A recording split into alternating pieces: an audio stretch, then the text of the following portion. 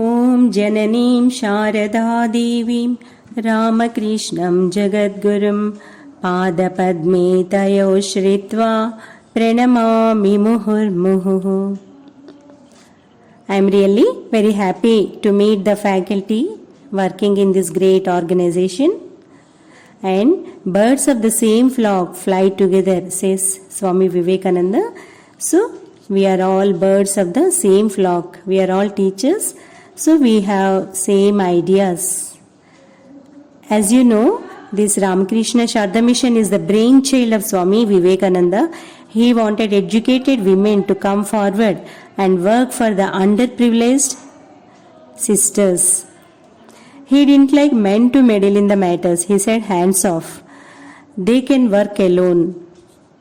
They can uplift themselves. So this Ramakrishna Sharda mission is the brainchild of Swami Vivekananda, and it has come to life and blood by sacrifices of many of our senior Matajis, lady volunteers and dedicated workers of this mission.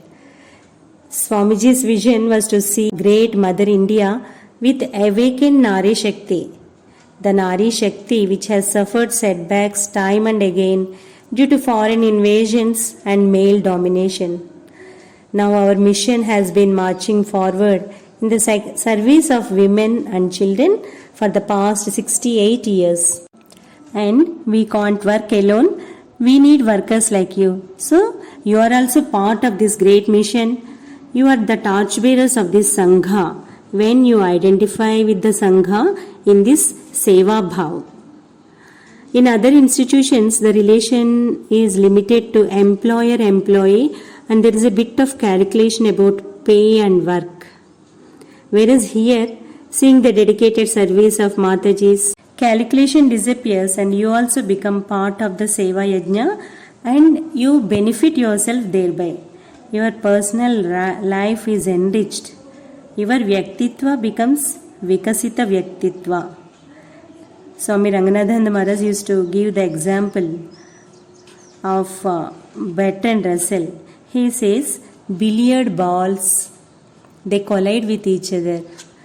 So, but we should not collide with each other. We have to enter each other for good teamwork.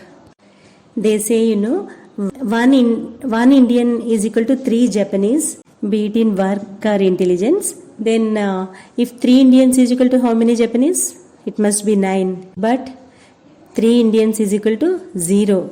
Because we have no teamwork, and in this mission we are going to reverse these ideas. We are going to work as a good team. In this institution we work according to the ideals of Sri Ramakrishna, Sharda Devi and Swami Vivekananda. Sri Ramakrishna stands for self-sacrifice and liberal mindedness, Sharda Devi for selfless love, and Swami Vivekananda for strength and dedicated work.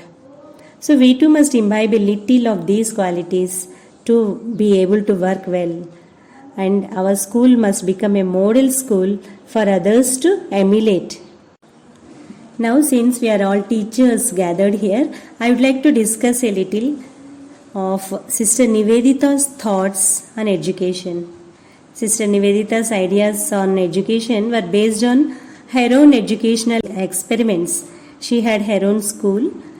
Her experiments based on the thoughts of great philosophers like Pestology and Froebel. And they were coupled with Swami Vivekananda's wonderful ideas on education as also traditional Indian wisdom. So there is a best possible synthesis in her blueprint of education. She has gone to the very core of the issue, so her ideas are relevant for us even today. Actually, according to Swami Vivekananda or Sister Nivedita, it is not teaching but helping the child to grow. You only remove the abstractions on the way. So for that, what is the preparation we need as a teacher? I will deal with only 4 or 5 points. We can say Panchashila Sutras of education. Number 1, Sister Nivedita says, often a mother is a better teacher because she has that love and care for the child. So it becomes easy for the child to learn. If her love is coupled with bit of teacher's knowledge, it would be wonderful. Similarly, she says, if a teacher could couple her knowledge with mother's love and care, she would be a better teacher. So, every mother must be a teacher and every teacher must be a mother. So, if we can look upon all these children as our own children, it would be easy for the child, and in school they'll feel like a second home. And thereby our own heart expands.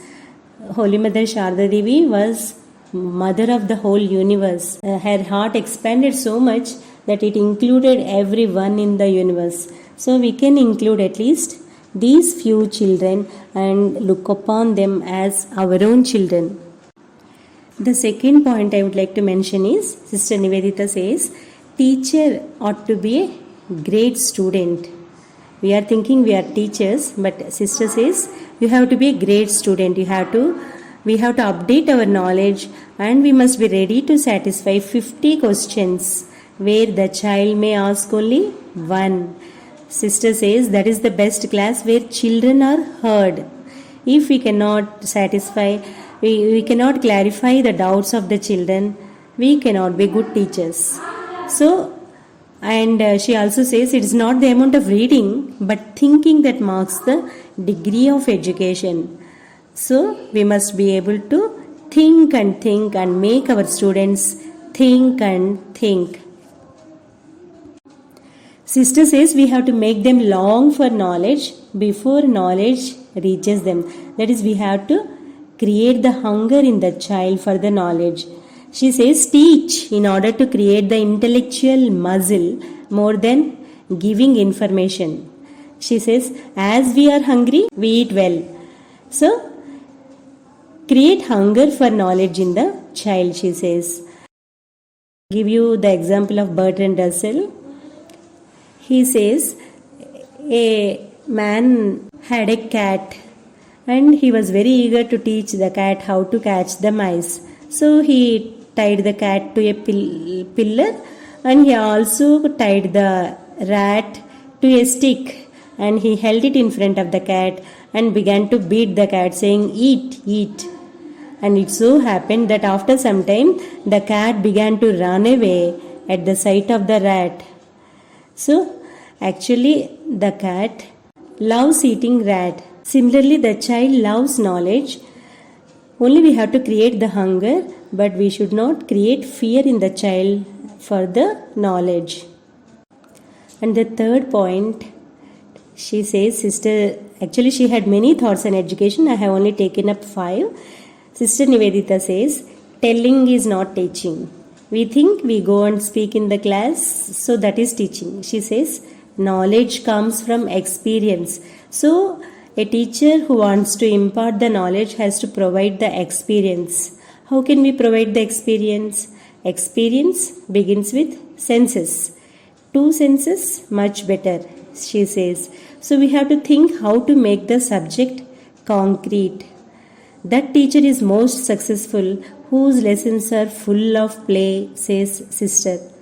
So object lessons are very important. Many teaching aids that we have also are not enough. Concrete things are needed. For example, original pulses or cereals when we teach them the lesson. So that knowledge is imprinted upon them. We have to make use of all available means. Bringing the children in living communion with nature, helping them to make models, role play, etc. Sister Nivedita says, the subject should begin with impression. That means child must get impression of the subject, and it ends with expression. That is, the child would be able to express the subject with drawing, clay modeling, etc. So, knowing comes by doing. Experience fructifies into knowledge. Words are of no use. In our school, we often use cloth, tape, balance, etc. to teach measurements of length or weight. This method can be used in all the subjects. Complete works of Sister Nivedita gives details of these. And no need of costly things. We can use very crude things like sticks, tamarind seeds, etc. for teaching the subject. Next and very important is training of feelings. Unless we do this, our child is not educated at all. It can earn bread but cannot appeal to the heart. He remains a clever ape, Sister Nivedita says. You will understand this if I quote Bertrand Russell's quotation. Unless men increase in wisdom as much as they increase in knowledge leads to increase in sorrow. So knowledge alone is not enough. The child must be able to make the right choice. He or she must have the wisdom to use that knowledge. So capacity to make right choice. Harmonious development of head, hand and heart are necessary. We have to use the lessons we have in our syllabus to train the feelings. We may not have extra hours, but if we have interest, we can convert our very lessons to develop all these faculties. Sister Nivedita says, every piece of information must appeal to the heart of the child, and also it should be useful for Jana, Desha and Dharma, that is, people around, country and the religion. And fifth, or last but not the least, is we should remember as teachers that place of foreign education is not in the beginning. Sister Nivedita says, a man who does not love his own culture is never received more than half man by people of other countries. She says it is like transplanting before the seedling takes roots. If we transplant before the seedling has roots, what happens? The plant never grows. Similarly, if a child is not rooted in its own culture, it can never develop. She says heroes are not born but made with patriotic fervor.